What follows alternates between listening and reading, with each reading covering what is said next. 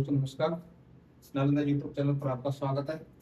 आज अपन पार्ट 3 जो धातु है, धातु और उपधातु था, उस पार्ट 3 के अंतिम में पहुंचने वाले हैं और लास्ट जो 2 टॉपिक है वो आज पूरे हो जाएंगे। तो आगे वाला जो टॉपिक है वो है परिष्करणीय विधि।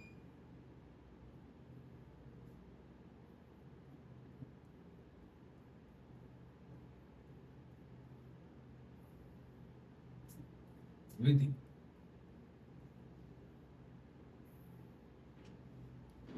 क्या होती है? परिष्करणीय विधि धातुओं का जब निष्कर्षण किया जाता है, धातुओं को शुद्ध किया जाता है, निष्कर्षण उसका किया जाता है, तो निष्कर्षण के बाद भी कुछ धातुओं में अशुद्धियां रह जाती है। तो उन अशुद्धियों को निकालने के लिए हम कौन सी विधि का उपयोग करते हैं? यानी धातु निष्कर्षण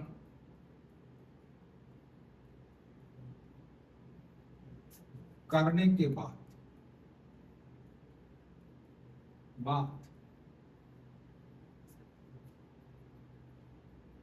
धातुएं पूर्ण रूप से शुद्ध नहीं होती।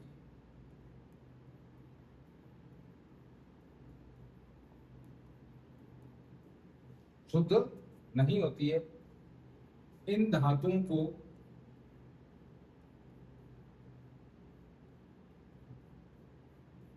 को 99.9% तक शुद्ध करने के लिए जिस विधि का उपयोग किया जाता है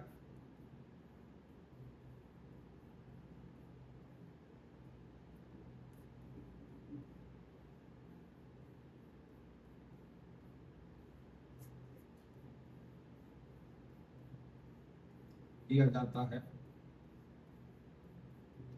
उसे परिष्करणीय विधि कहते हैं।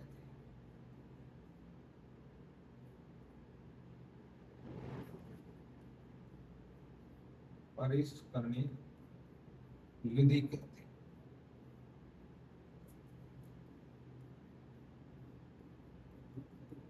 उसे हम क्या कहते हैं? परिष्करणीय विधि कहते हैं।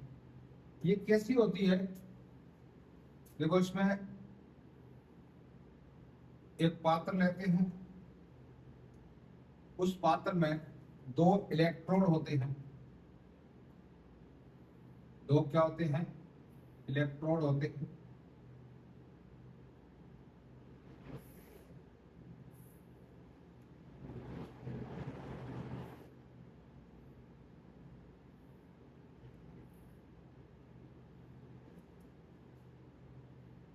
एक होता है एनोड यानी प्लस चार्ज और दूसरा होता है कैथोड यानी माइनस चार्ज। और इसको जोड़ा जाता है एक बैटरी से। किससे जोड़ा जाता है? बैटरी से जोड़ा जाता है, यानी विद्युत धारा इसके अंदर प्रवाहित की जाती है। विद्युत धारा क्या की जाती है? प्रवाहित की जाती है। और इसमें अपन उस धातु का अपघट्य भरते हैं जिस धातु को हमें शुद्ध करना होता है।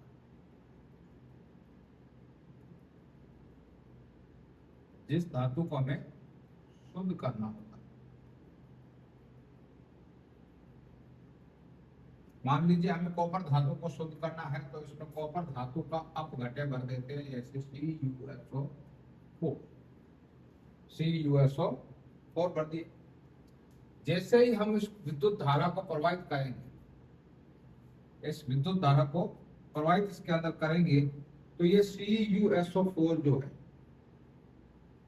SO4 में अगर विद्युत धारा प्रवाहित करेंगे तो ये Cu+2 प्लस SO4 -2 में टूटेगा।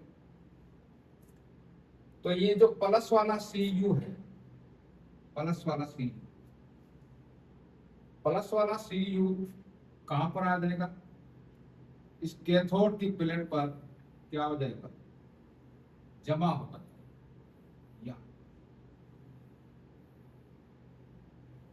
यहाँ क्या हो जाएगा, जमा होता जाएगा, और ये प्लेट क्या होती जाएगी, मोटी होती जाएगी। ये प्रक्रिया तब तक चलती रहेगी, और यहाँ से ये जो प्लेट है, इस प्लेट को ये पीछे से पीछे छोटी होती जाएगी, और ये तब तक चलती रहेगी प्रक्रिया जब तक ये पूर्ण रूप से शुद्ध न हो जाए। और अशुद्धियां जो है वो यहाँ एक्टिव हो जाएगी। अशुद्धियां जो है वो कहाँ एक्टिव हो जाएगी, या नीचे इसके अंदर क्या हो जाएगी, एक्टिव हो जाएगी। यहाँ क्या रह जाएगी, अशुद्धियां। ये क्या रह जाएगी, अशुद्ध, अशुद्धि।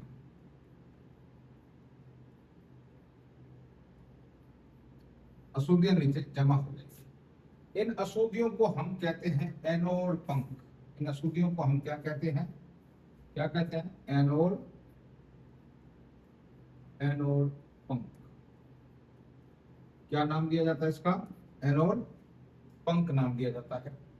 और यहाँ किसका घटे आ जाएगा, CuSO, Cu2 का जो कॉपर है Cu+2, ये 2 इलेक्ट्रॉन क्या करेगा, ग्रहण करेगा, और ग्रहण करके क्या बना देगा, Cu में बदल जाएगा। किसमें बदल जाएगा, Cu में बदल जाएगा। इस तरह से यहाँ जो ये Cu है, और ये जो Cu हमें प्राप्त होगा वो 99.9% क्या होगा, शुद्ध। क्या प्राप्त होगा हमें, 99% कॉपर जो हमें प्राप्त होगा वो शुद्ध कॉपर प्राप्त होगा। इस तरह से ये विद्युत परिष्करणीय विधि। नेक्स्ट टॉपिक है आयनिक यौगिक।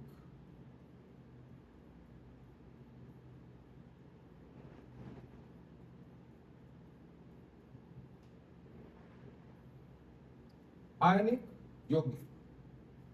अब ये आयनिक यौगिक क्या होता है, तो साधारण भाषा में इसको कहें तो ये धातु, धातु और अधातु से मिलकर बने यौगिकों को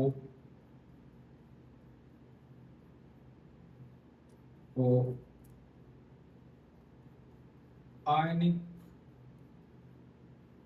यौगिक कहते हैं।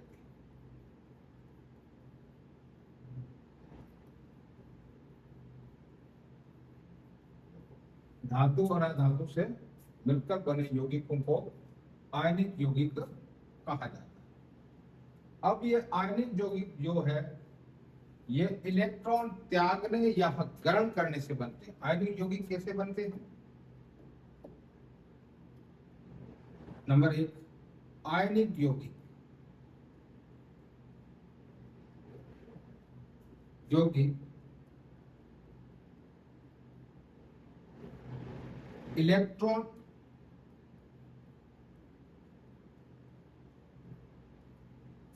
त्यागने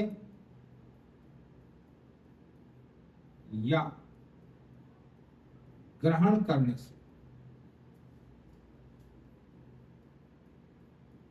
से बनते हैं। इलेक्ट्रॉन त्यागने या ग्रहण करने से बनते हैं। दूसरा पॉइंट, जब इन धातु अधातु में इलेक्ट्रॉन त्यागा जाता है या इलेक्ट्रॉन ग्रहण किया जाता है, यानी इलेक्ट्रॉनों का क्या होता है, स्थानांतरण होता है। इलेक्ट्रॉनों का क्या होता है, स्थानांतरण होता है। यानी आयनिक यौगिकों में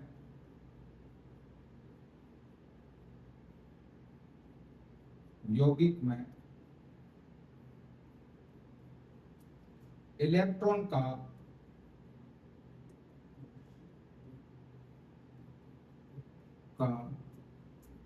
स्थानांतरण होता है। क्या होता है, स्थानांतरण होता है। इन इलेक्ट्रॉनों के स्थानांतरण से जो बंध बनता है, इलेक्ट्रॉनों का जो स्थानांतरण होता है इससे एक बंध बनता है, एक बंध का निर्माण होता है, तो उस बंध को हम कहते हैं आयनिक बंध। तीसरा पॉइंट लिखते हैं, इलेक्ट्रॉन के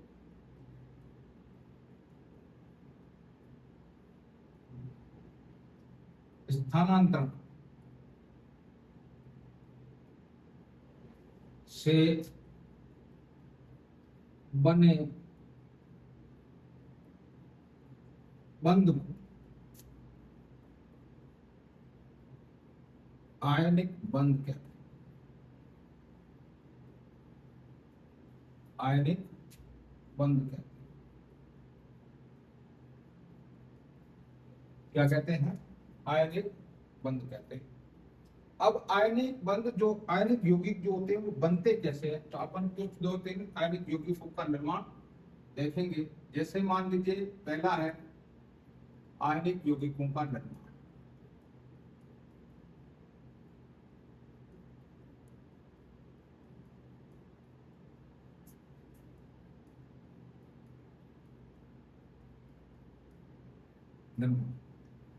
पहला है आयनिक यौगिक, जैसे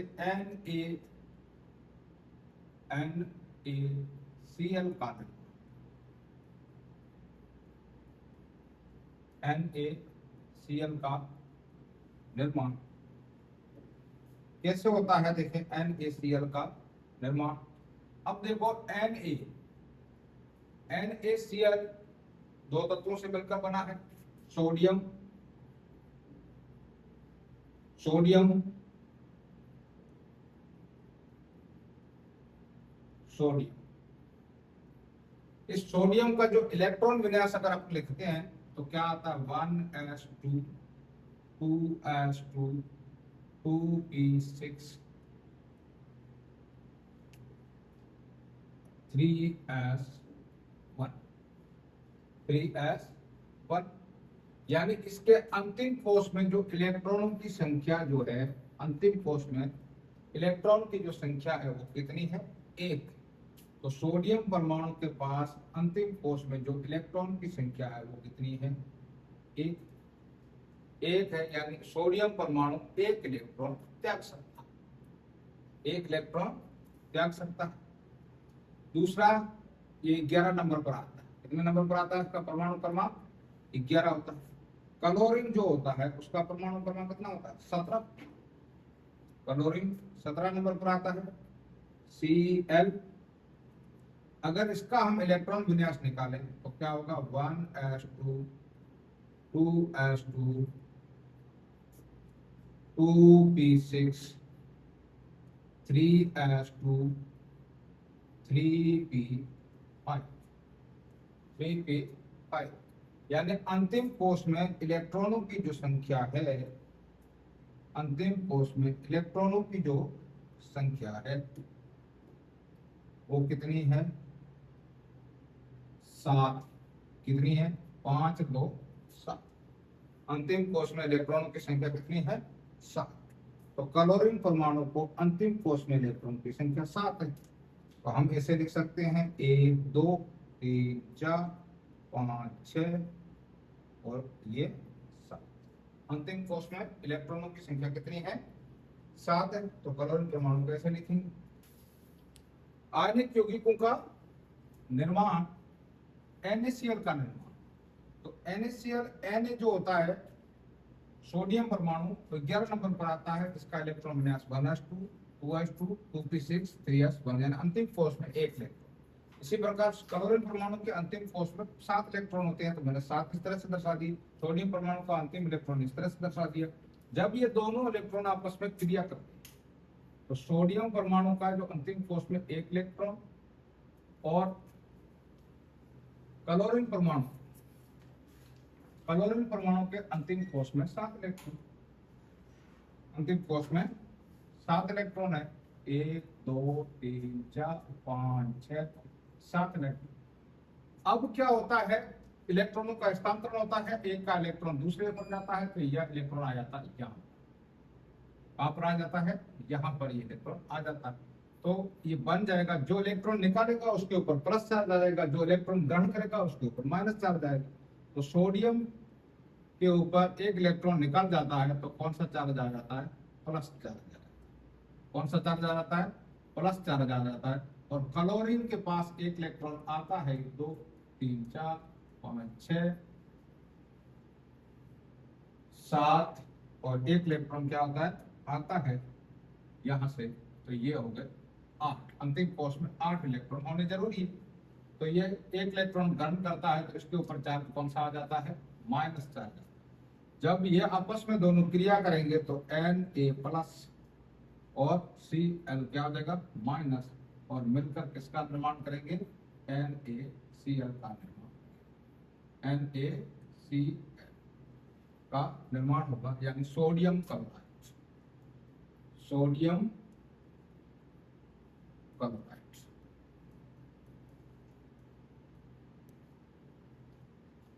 इसी तरह से दूसरा कंपाउंड है, दूसरा कंपाउंड मैग्नीशियम,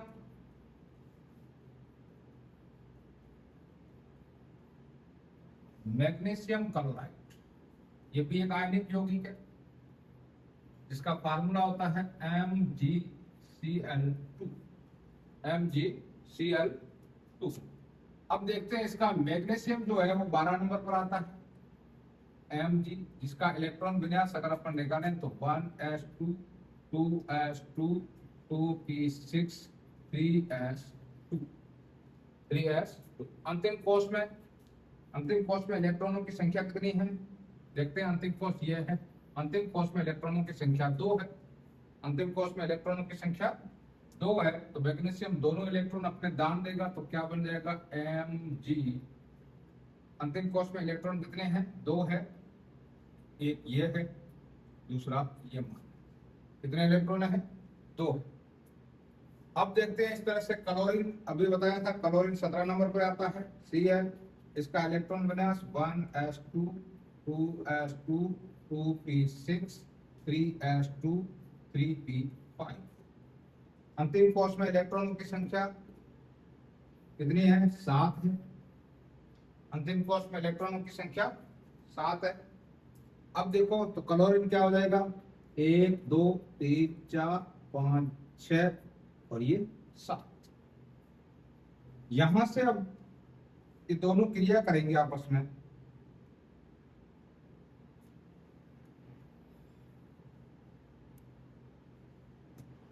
क्रिया करेंगे। कौन है, एक तो है Mg जिसके पास अंतिम कोष में 2 इलेक्ट्रॉन, अंतिम कोष में 2 इलेक्ट्रॉन। अब एक क्लोरीन जो है, क्लोरीन के पास अंतिम कोष में 7 इलेक्ट्रॉन, 1 2 3 4 5 6 और 7। तो एक इलेक्ट्रॉन यहां से शिफ्ट हो जाएगा, परंतु दूसरा इलेक्ट्रॉन और रह गया। तो दूसरा इलेक्ट्रॉन क्या आता है, दूसरे क्लोरीन के साथ क्रिया करता है।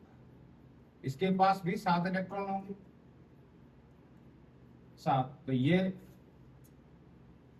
यहां तक शिफ्ट हो जाएगा, यानी इलेक्ट्रॉनों का स्थानांतरण हो जाएगा। अब ये क्या बनेगा, मैग्नीशियम के ऊपर जब 2 इलेक्ट्रॉन गए तो Mg के ऊपर कौन सा चार्ज आ जाएगा, +2। 2 इलेक्ट्रॉन गए और क्लोरीन के पास, क्लोरीन जो है वो कितने अणु है, 2 अणु। कितने अणु है, 2 अणु है क्लोरीन।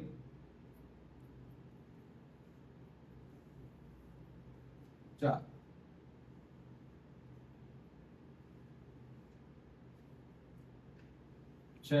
और यहां से 7, यानी इसके ऊपर भी कौन सा चार्ज आ जाएगा, माइनस चार्ज आएगा, माइनस चार्ज आ जाएगा। लेकिन क्लोरीन के अणु कितने हैं, 2 अणु। तो ये क्या बन जाएगा, अगर इसको करेंगे तो Mg+2 Cl-। अब ऐसे हो जाएगा तो इनकी कौन सी मल्टीप्लाई होगी, वज्र गुणा होगी। जब वज्र गुणा करेंगे तो ये 2 यहां चला जाएगा, 2 कहां आ जाएगा, ये 2 है वो क्लोरीन के नीचे चला जाएगा, और इसका जो 1 है वो किसके नीचे आ जाएगा, मैग्नीशियम के नीचे आ जाएगा। तो क्या निर्माण हो जाएगा, MgCl2। किसका निर्माण हो गया, मैग्नीशियम क्लोराइड का निर्माण हो गया। किसका निर्माण हो गया, मैग्नीशियम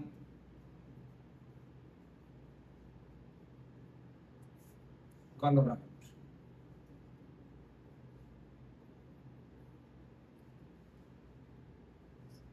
अब है आयनिक यौगिकों के गुण।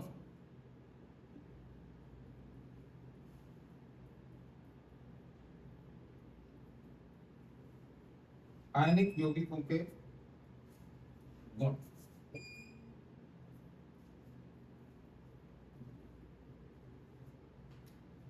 के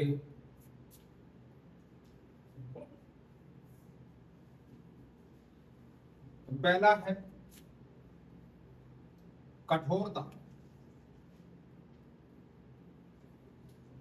पहला गुण कौन सा है? कठोरता। आयनिक यौगिक होते हैं वो कठोर होते हैं। आयनिक यौगिक क्या होते हैं? आयनिक यौगिक कठोर होते हैं।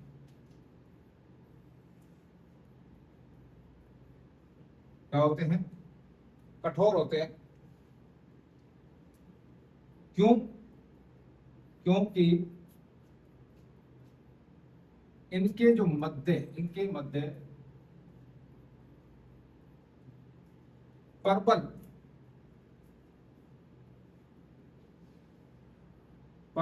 आकर्षण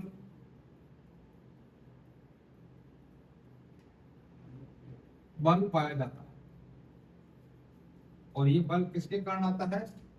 सहसंयोजक बंध के कारण प्रबल आकर्षण बल पाया जाता है।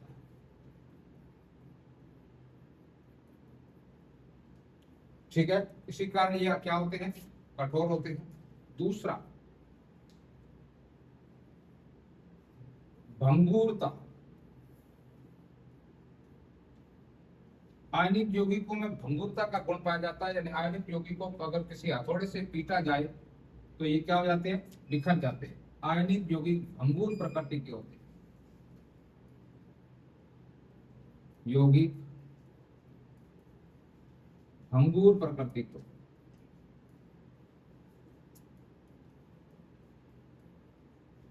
ये होते हैं। जब इन्हें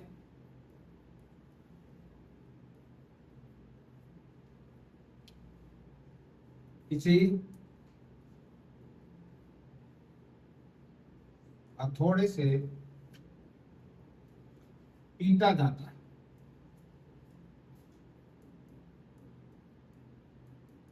तो यह बिखर जाते हैं। क्या हो जाता है? बिखर जाता है। इस गुण को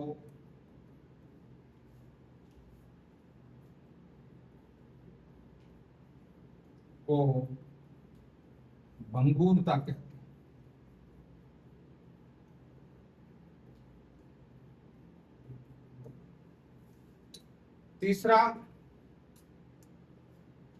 तीसरा है विलेयता।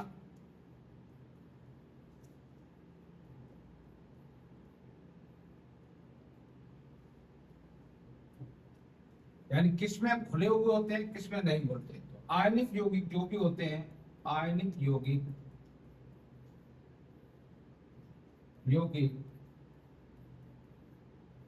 जल में घुलनशील होते हैं।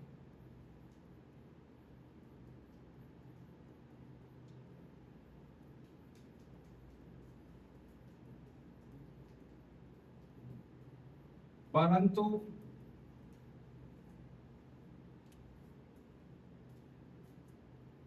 ईथर, केरोसिन आदि कार्बनिक विलायकों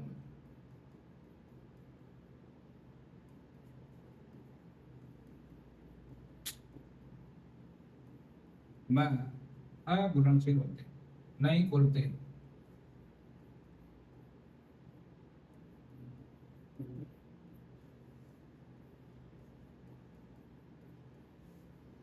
जल में डालोगे तो घुल जाएंगे, बाकी किसी भी कार्बनिक विलायकों में क्या होते हैं? अघुलनशील। चौथा पॉइंट है चालकता।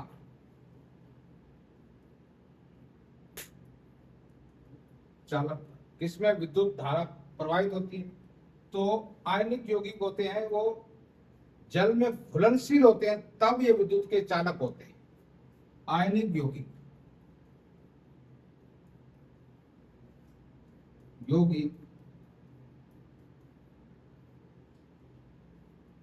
वैसे तो अचानक होते हैं, सीधे ये नहीं विद्युत धारा को प्रभावित करते हैं। आयनिक यौगिकों का जलीय विलयन जो है, जलीय विलयन विद्युत का चालक होता है, विद्युत का चालक।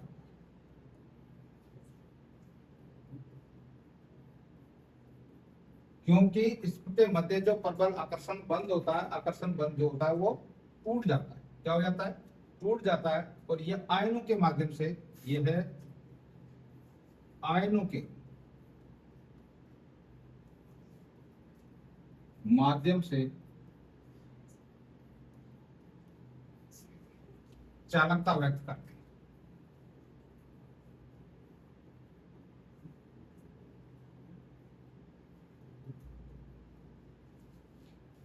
क्या करते हैं? आयनों के माध्यम से चालकता व्यक्त करते हैं। तो यह आयनिक यौगिक के जो गुण थे 4,